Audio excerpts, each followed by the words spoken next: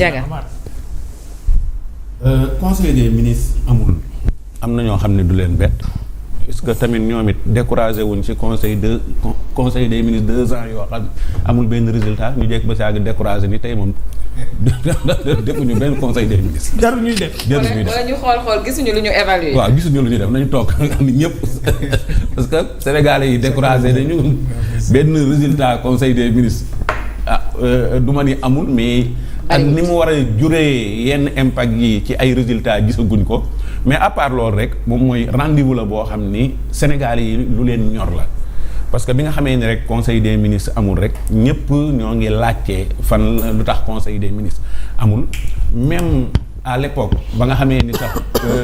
pour ñu jot communiqué yi problème la même boo ànduloon ak état bi fi nekk sax bu RTS da nga daan xaar conseil des ministres jeex nga dem seetaan RTS ngir li nga xam ni moom moo fay juree même daawoo sax seetaan RTS après. Chaque soir conseil des ministres da ngay gis ne gars yi dañuy xaar communiqué yi nga xam ne moom moo fa génne mu doon rendez-vous boo xam ne ñoom la ca la ñuy waxtaan mais ñoom la ak askan wi li si des nag moom mooy gis nga président Diomaye bi muy soog a falu dañuy wax ni président jeune la mu war a liggéey loo xam ne bu ëllëgee dinañu am yaakaar ci ay jeunes yu baree bari ngir war nañoo mën a yor Sénégal parce que dañoo wax naan paa yi dañoo war a dem retraite paa yi ba ñu am sens am benn président jeune mu war a def résultat boo xam ni moom moo war a yóbbaale jeunes futurs yi ñu xam ni war nañoo mën a yor am réew. léegi nag am na loo xam ni ñim fi remplacer musuñu koo def musuñu koo manqueel ci république moom bu mu takkee ci moom bu mu manqué ci moom. xam nga ci discours président Macky Sall ci ONU dafa wax ni yenn saa yi dinaa jël ay décisions yoo xam ne xëy na sax duma ko bëgg a jël mais maanaam responsabilité bi mu nekkoon mooy tax mu jël li nga xam ne moom mooy résultat yoo décision yooyu même président de la République parfois il faut muy tàppe ci table gi di wax parce que yii nga xam ne ay manquement la yii nga xam ne ñii ni ñu ko ci ab république moom ci kayam mu di ci feeñ day am loo xam ni day du ma wax ni sañu maa wax ni day wàññi dara jaam mais su ma sañoon wax day wàññi dara jaam mooy day wàññi dara jaam te am na loo xam ni président de la république loo xam ni boo ko day def ci sa carrière présidentielle mooy mën na laa topp ci histoire loo xam ni dañuy wax ne yaa ko fi njëkk a def te kenn yéenewu ko woon ay tàcc yu bari lañ ko amoon di wax ni président jeune la ñu am te loolu lu war a bàyyi xel la ni kat bu ñu amee ëllëg yeneen jeunes yi ñëw mooy résultat yi nga xam ne war na koo def te loolu lu mu war a bàyyi xel la. Aïcha, certainement mercredi prochain normalement mooy le jour les mercredis le jour bu ñu prévoir di amal conseil des ministres du ñàkk dinañu xam li waral ñu reporté woon ko ba jeudi jékki-jékki daal di koy annuler tout simplement Cheikh Tidiane dinañu wax itam ci retrait ou départ de Cosmos de l'exploitation du pétrole jiitu le premier ministre Ousmane Sonko moo ci indi ay leeral wax na ni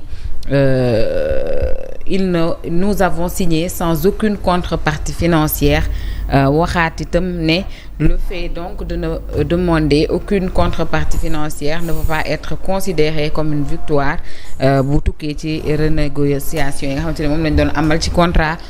pétrolier yi tey nag j'ai vu des commentaires sur les informations xale bi ne ñun moom Sénégal bu yàggee dinañu wéetoog suñu bopp parce que ñëpp a ngi retiré wu. Donc c'est un retrait, c'est officiel maintenant que c'est un retrait. C'est bien. xale bi daal nee na dinañ fi wéet ak suñu teer ak suñu BRT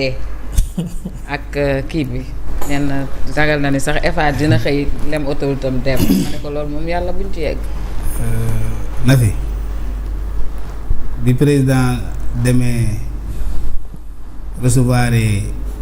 mooy les prix de l'excellence là xaw ma ndax yéen ngeen fàttaliku fii ci Grand Théâtre defe naa dafa discours bu rëy j'aime le rappeler sur la science sur les nouvelles technologies là de l'information et de la communication nécessité ñu jàngal xale yi luy technique parce que àdduna foofu la toll boo bëggee développer ab réew il faut nga am ay scientifique am ay ingénieur boobu président falum presque yàggul miinagul discours day tàgg ci discours bi prononçant mal les mots mais ce jour-là il a tenu un discours présidentiel Ousmane Sonko dem fale attaqué école yi nga xam ne dañuy voilé wu c'était le presse bi mettre l'accent sur cette communication là parce que dafa brouiller communication président. Le président recevoir des présidents ici di inaugurer anniversaire du tirailleurs sénégalais yi. Ouais. Ousmane dem attaquer la France. Violemment même. ñu fàtte li nga xam ne président tenir na ko comme communication fële ci anniversaire bi. président demee Amérique benn Donald Trump ñëwal andil ñu ay terrain golf là dañ koy soxla parce que nous sommes à 6 kilomètres de vol de l'Amérique. 6 heures de temps 6 heures de vol. Ousmane Sonko def rencontré dajale ay militants am attaquer l'Amérique vous vous rappelez. On se rappelle. béeku vers la Chine. et le Singapour. Singapour wax ñu noyé la communication du président de la République. président ñëw fii ñu dajale fii ay ministre de l'UEMOA Ousmane traité le président de la République le président boo xam ne amul courage te président mënoon na fa dem toog bàyyil ko ci respect peut-être.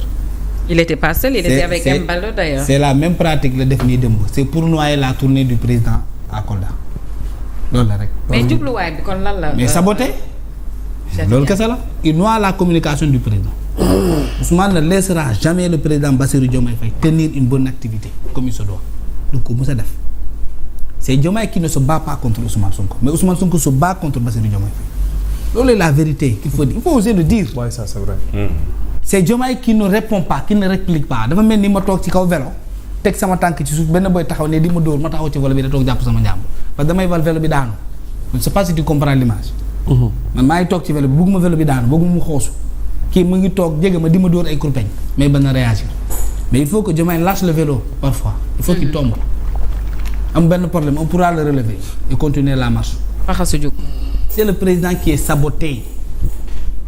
parce que Ousmane xam na ne nous savons que lii amoon na ba pare la presse en avait parlé maa yor sama tool jaay la ko ngay ñëw exploiter jardin bi clôturer ba mu nice lan moo des nga xaar production jot gisoo ay partenaires gisoo ci bénéfice tu lâches tu me rends le champ ana ndam ni yow si tu es efficace comme le tool bi clôturer nañ ko ba pare am na liñ ci jot a teg jël naa tool bi ñu jël nañ tool bi delloo ma ko mais je dois trouver de nouveaux partenaires pour exploitation bi commencer. parce que tout simplement lu ñu exploiter fii ci Mauritanie daanaka am lu ñu benn njëriñ. mais boo ci amee beneen buy produire mais moo gën ci réew mi nga xam ne ñoo ngi sonn di bëgg a dee. mais vu la manière bi nga xamante ni moom la ko Ousmane di expliquer on dirait que c'est une très grande victoire. le fait que pour le Sénégal d'ailleurs le fait que ñu retirer Cosmos ci exploitation. Ousmane il est en éternelle quête de résultats. xam nga l'élève qui est à l'école ngay daw les cours tu ne viens pas devoir tu es à 7 tu es à 3 ñu annoncé composition nga bëgg am résultat par force loolu daa mën a nekk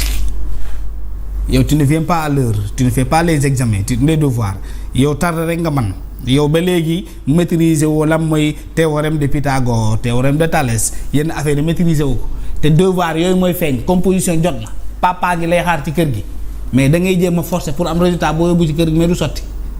ils sont en quête éternelle d'un résultat d'un bilan pour amadouer wala sax neexal ñi leen di déglu waaw mais considérons que léegi que y avait eu une renégociation effective que delloon nañ ñu lépp considérons que loolu moo am lu mu wax mooy dëgg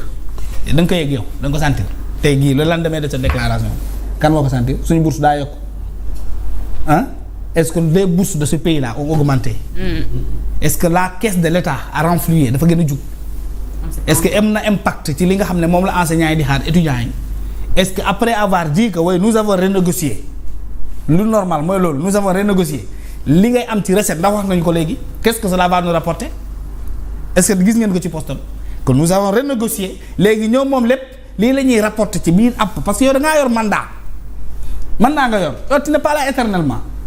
tu seras là jusqu'en 2029 xale yi nee nañu mos dem la mais léegi tu as pu faire l'exploit maanaam nañ considère ñoo ko sëñ bi wax nga dëgg loolu moo am léegi ñun bravo waaw nee nañ ko jërëjëf waaw léegi nañu wax moom ci loolu nga xam ne renégocier na ko récupérer na ko nañu wax ne léegi kii la koy dënk nii lañ koy exploiter nee na Petrosen daa am lu mu tabaxee neexu ñakkoon la fi Bassirou Diomaye Faye de Petrosen gii dafa am les moyens nécessaires pour une exploitation lu mel noonu. C'est vrai. su ko amee léegi ban